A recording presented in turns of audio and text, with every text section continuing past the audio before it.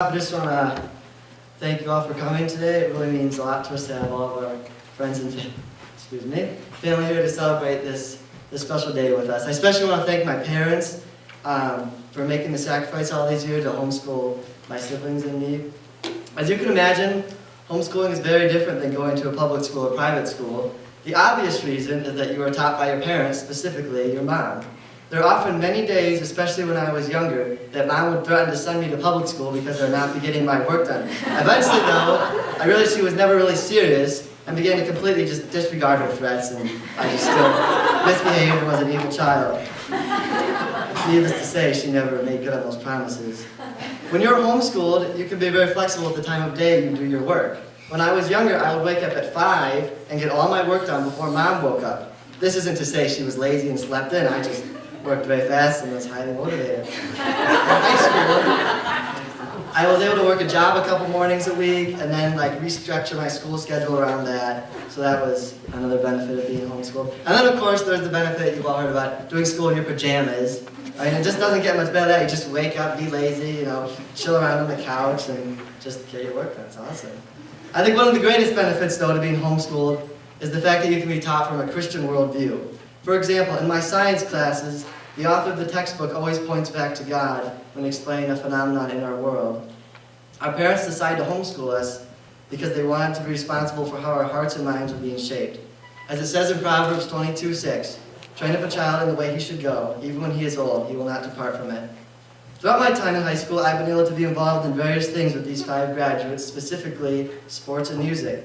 Although homeschooling has many advantages, it does have its downsides. One of which is the fact that we cannot play for the public school teams. For someone like me who loves sports, this could have been very difficult.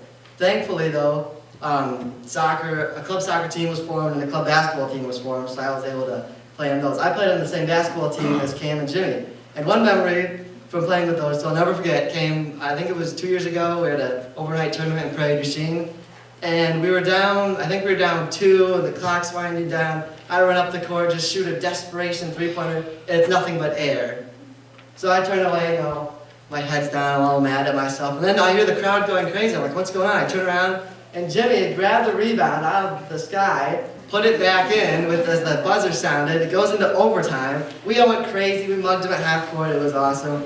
And I think we forgot, though, that we had to play in overtime. We lost the game, but it was still a lot of fun. Music has also played a role in our high school years. As many of us sing, as Cam did, or play instruments, as Cam also does.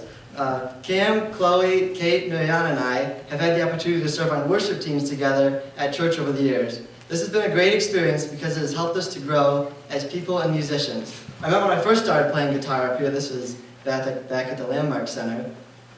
The first Sunday I played, I was so nervous. It was ridiculous. I did not want to play at all. It wasn't good. And then on top of all that, our district superintendent, Ray Olson, was there. I think he was preaching. And then he points out to everybody, this is my first Sunday. Gets up there first, he's like, everyone give Ryan a hand. It's his first Sunday playing. Thank you. The 6 of us had also had many opportunities to serve during our years in school. As many of you know, this church was built using almost 100% volunteer labor. Even the kids got involved. Chloe, Kate, Jimmy, and I put in many hours doing various things such as roofing, drywalling, and siding. The thing we remember most, though, is digging all the trenches in the basement.